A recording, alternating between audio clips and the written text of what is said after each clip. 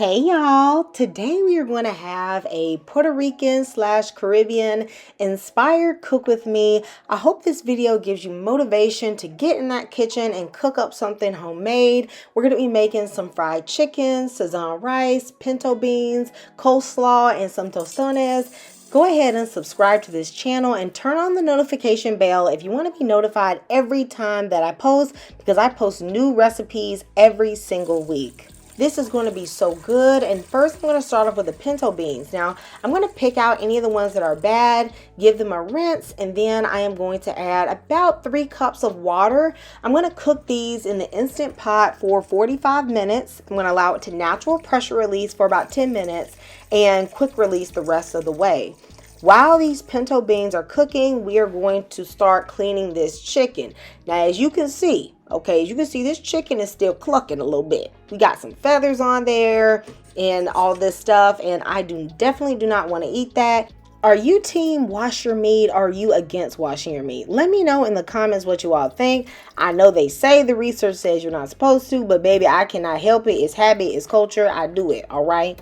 I'm going to dry the chicken off and place a paper towel at the bottom, and then I'm going to clean my sink. Okay, you definitely have to do that to prevent the spread of germs, and of course you want to wash your hands. I hope this video is educational but also very motivating for you to get back in your kitchen and start cooking. I feel like sometimes we can get into a rut and we just get in places where we don't enjoy cooking, and the cost of eating out is so high. I mentioned in a previous video that I only eat out once every 2 months, or sometimes even less frequently than that. And that's because I always try to keep food at home. I just feel like when you make food at home, you know what's in it, you know it's fresh, you know it's clean. And so I hope that this video can inspire you to start cooking in your kitchen again if you've taken a break from preparing your own meals. Now I'm going to cut my chicken in half, and then I'm going to slice off the leg and the thigh as well as the wings. I am going to put the chicken breast to the side and save that for a different recipe. I typically do not like eating chicken breast, but of course if I buy the whole chicken, I'm not going to throw it away.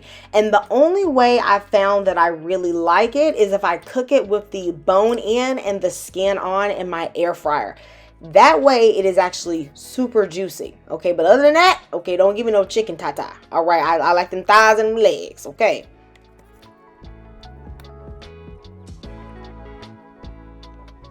Next up, I'm going to begin to marinate my chicken. I'm going to put about 2 tablespoons of sofrito.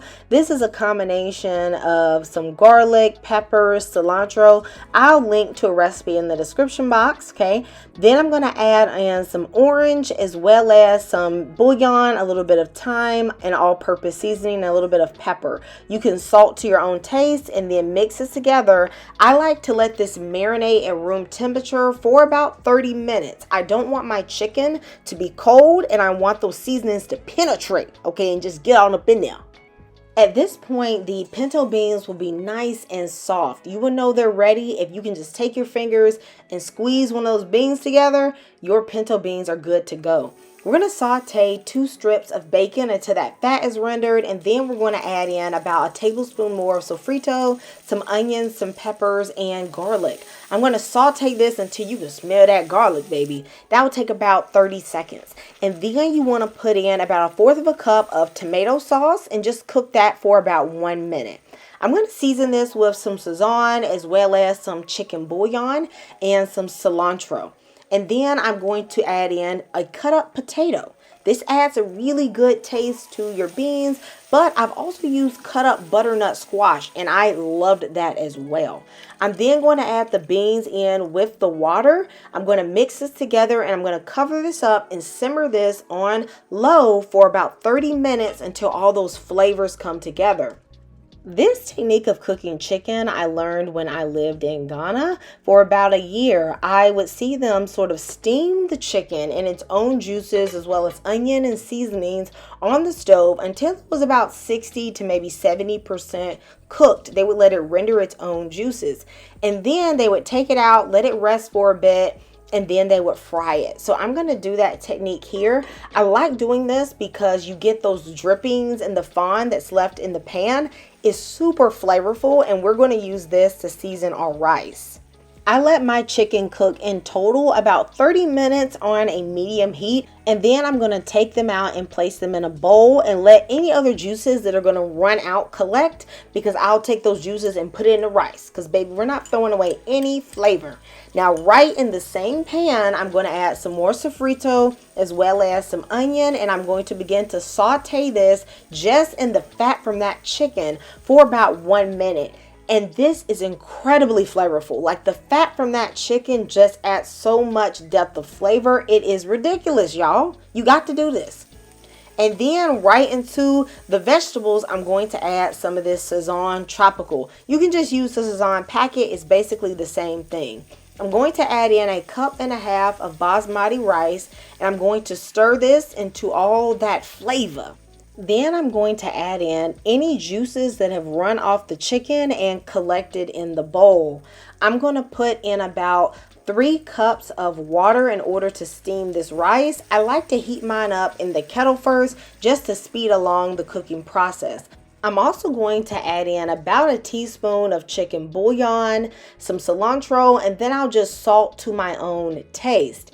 To help the rice cook, I'm going to add on a sheet of parchment paper under the lid, and then I'm going to steam this on low for 20 minutes.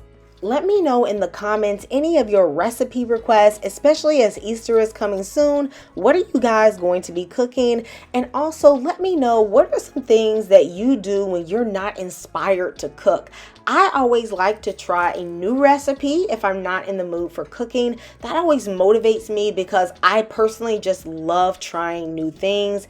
The change up is real. In fact, my husband even complains sometimes that I can't make the same thing twice.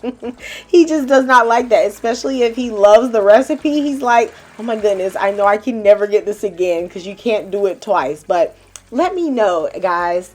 Now I'm going to fry this chicken for about 15 minutes for the leg quarters. They are going to cook all the way and get brown, and then I'm going to cook the wings for about 10 minutes. The heat is at a medium. It doesn't need to be super high because remember, the chicken is already partially cooked. Your goal is to cook it the rest of the way and then brown it. I'm going to pick off any bits of spices that have come off in the oil because I'm also going to be making some tostones. Now, these are my green plantains, and somebody on TikTok said that you can microwave them to make them easier to peel. So I microwave these for about 3 minutes, and I should have let them cool a little bit more before handling, but y'all know I got them kitchen calluses, so I can take the heat. Okay, you can't take the heat, let them cool for about 5 minutes. Now, I will say that doing this actually did make it way easier to peel. Like, the peeling just came right off. So I think that this technique really works, and it really did not impact the flavor of the tostones. Once I have all the peeling removed, I'm going to then cut this plantain into about 1.5 to 2 inch pieces for the first frying. I'm going to fry these until it is golden brown, but not too dark, because remember, you're going to fry it again. It's going to take about 2 minutes to get this first browning. Then I'm going to place them on my cutting board, and I'm just going to use a small heavy plate to press them down until they are flat. If you have one that starts to stick to your cutting board, then what you want to do is go in with a spatula just to pluck it off. If not, I have found that some of them will stick and then little bits on the side will break off, which you definitely don't want to happen because those little bits are the crunchy parts. Y'all, that's like the best parts of the tostones. Now I'm going to fry it again for about 1 to 2 more minutes until they are nice and crispy and golden brown. And y'all, baby, these are so good. This is one of my favorite ways to eat some green plantain. Let me know if you've ever tried this before. Now the next thing I'm going to prepare is an easy coleslaw. So take a carrot and grate it, and also some cabbage. You're going to grate that too. Now y'all know I don't like grating stuff, but I'm going to do it, okay, for y'all. Then I'm going to make this coleslaw with a little bit of olive oil, apple cider vinegar, some salt, some pepper, some orange, and later on I also added in some lime.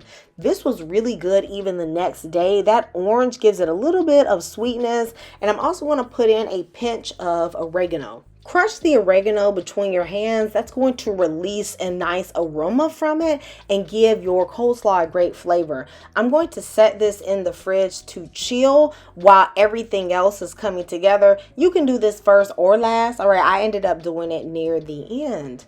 Let's go check on the rice. At this point, it is done. Y'all, this rice gonna make you do a little two-step. You know how you eat some good food and you start doing a little food dance? Baby, this rice is hands down some of the best rice I have ever made. I am not exaggerating, y'all. It is so good. And the pinto beans, I won't even end the pinto beans like that. But this recipe, baby, it got me. Okay, they're nice and creamy. The potatoes add a good flavor. I just loved all of it. Okay, hubby ate this plate and he wanted some more. Y'all, I served this with some juice. Let me know if you guys are going to make these recipes. I love you and Jesus loves you. And I'm going to see you next time in Kamira's Kitchen. Goodbye.